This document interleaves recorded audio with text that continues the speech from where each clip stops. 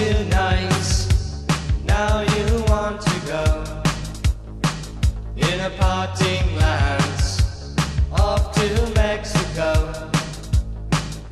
I asked you twice, then I say to go find sweet romance down in Portugal.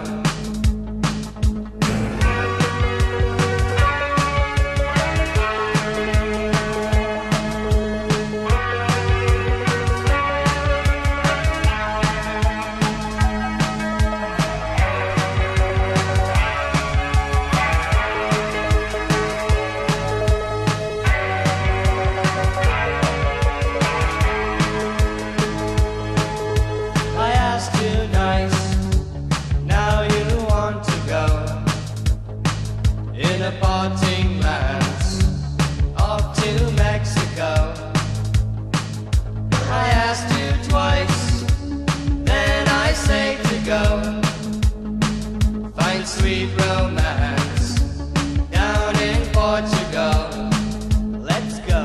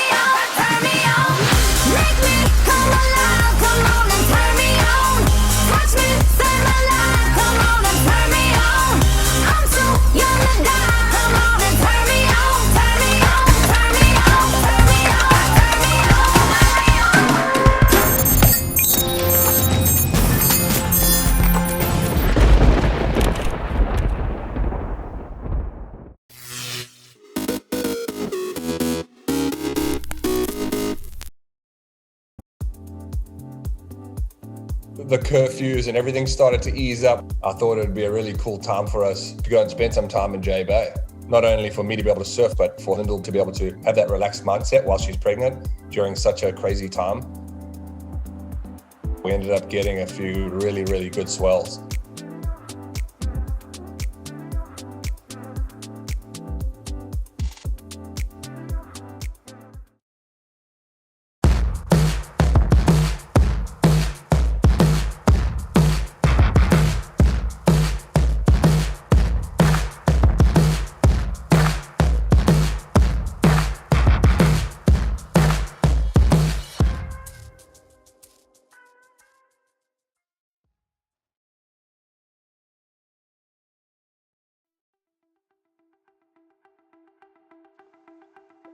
I try and get back to Durban as much as possible.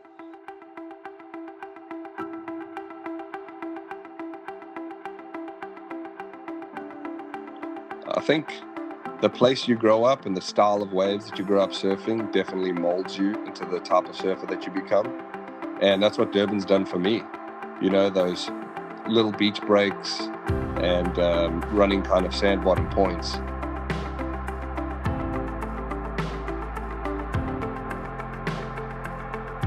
I think the surf city scene in Durban, the beach scene is really different than most places.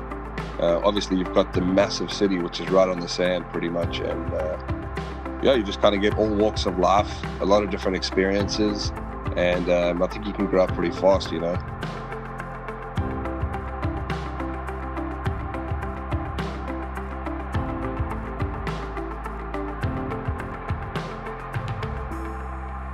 So I was in Cape Town.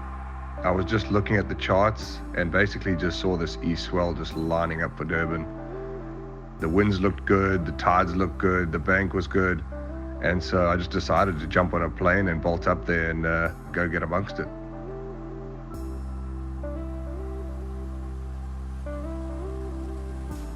The winds were a little funky in the morning.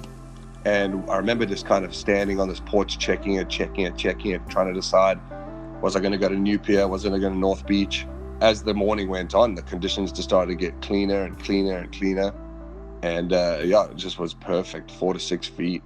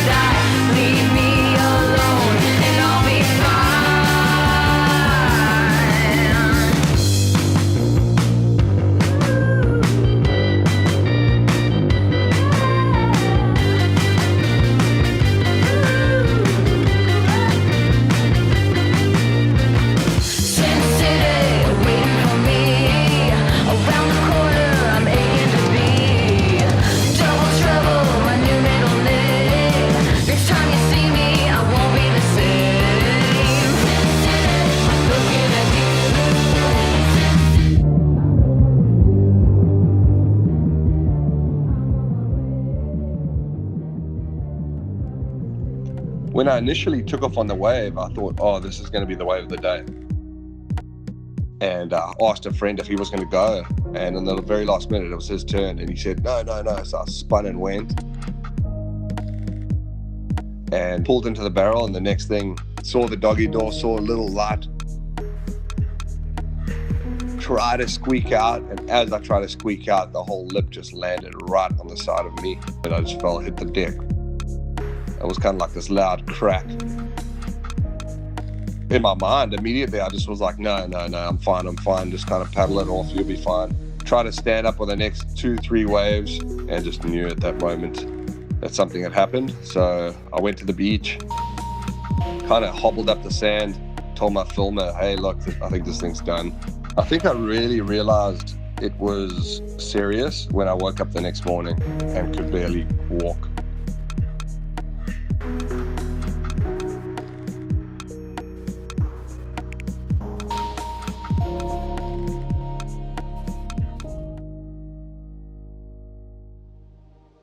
When I woke up the next morning and realized I had to get surgery, everything kind of sunk in.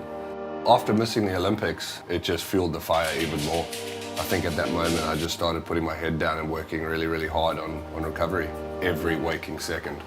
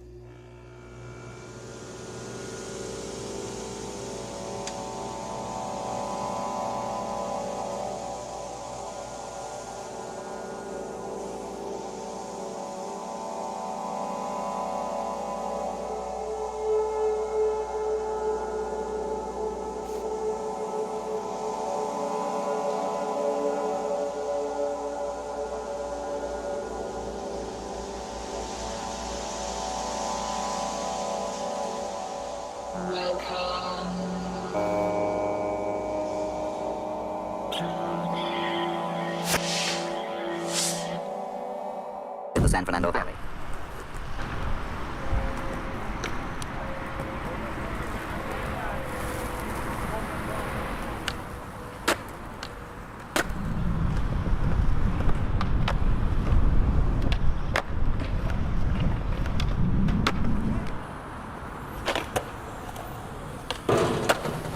When you do something that someone's done before, you already saw that it's kind of possible, you know? But one thing that got me very stoked, like with Samuel Dende, is that he did like stuff that I hadn't seen before. And that stood out to me, and that is like something that I value very highly in skating and in people, you know? To like kind of dare to do your own thing.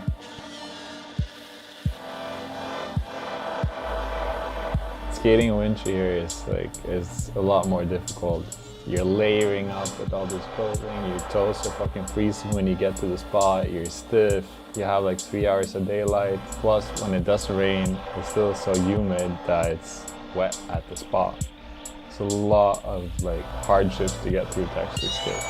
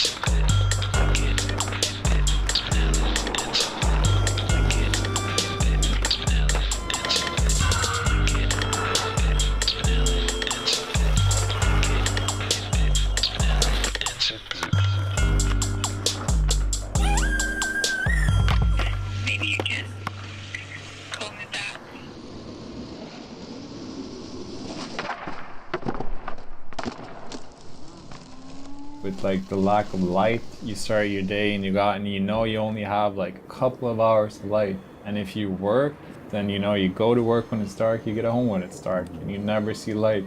And that's like your life for like 6 to 8 months. Just no light, no sunlight.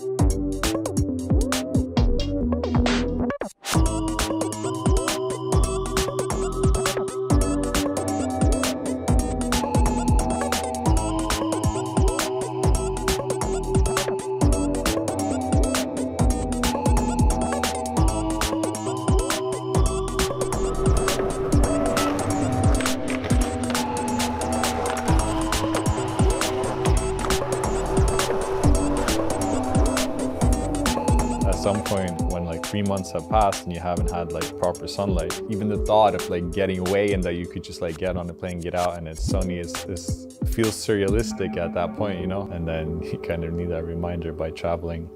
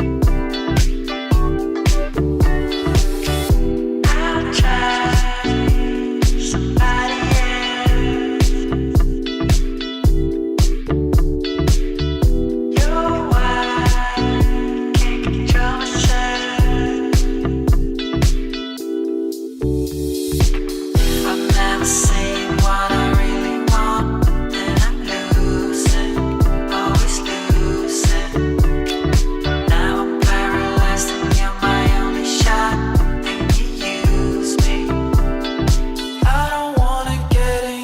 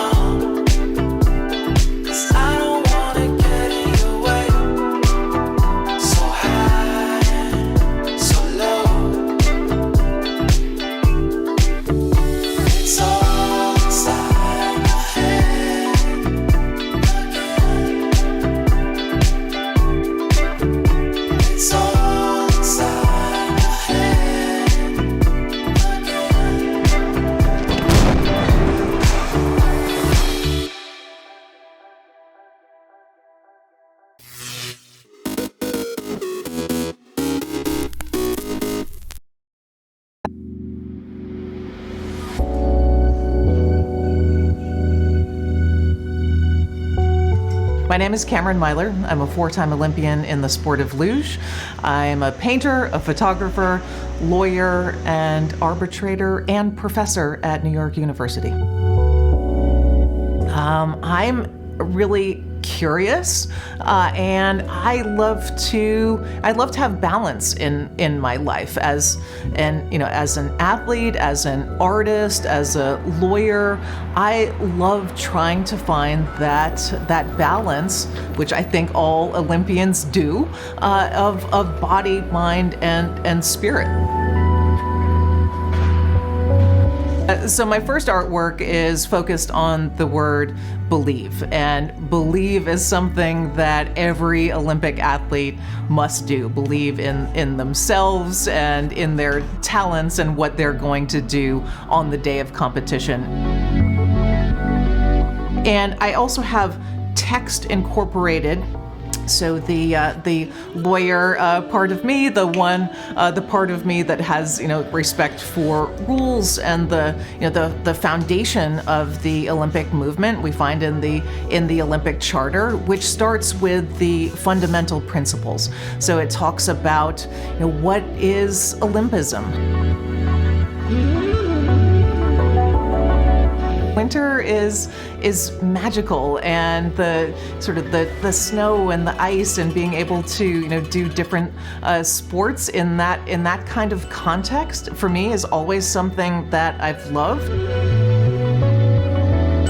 There's so much to be grateful for, and for me, I think sort of seeing the details is a reminder that there are many small things that we should sort of acknowledge and be grateful for and recognize on a daily basis.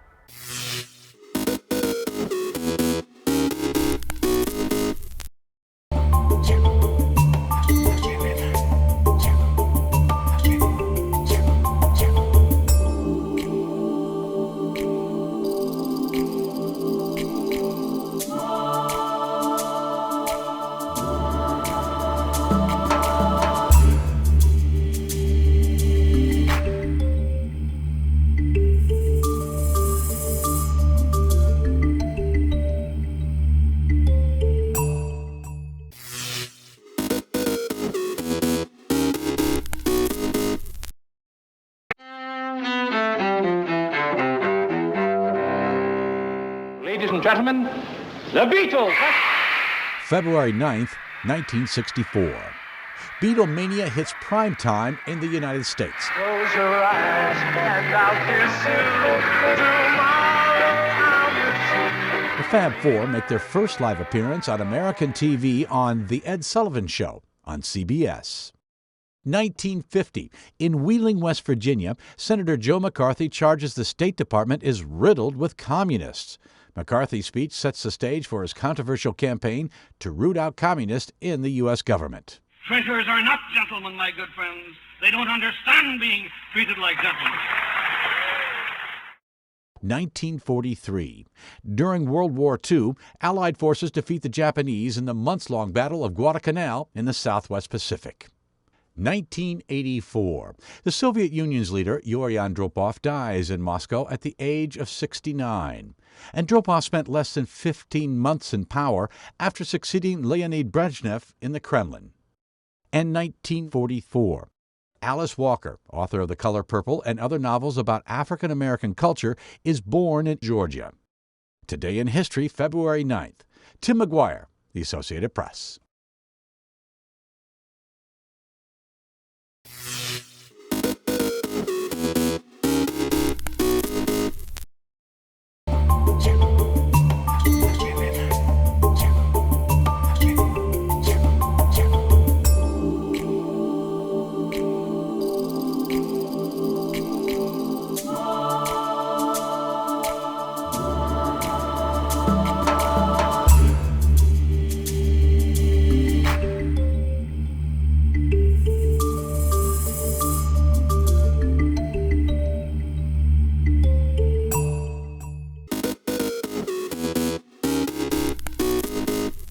Welcome back in our studio, and in today's news,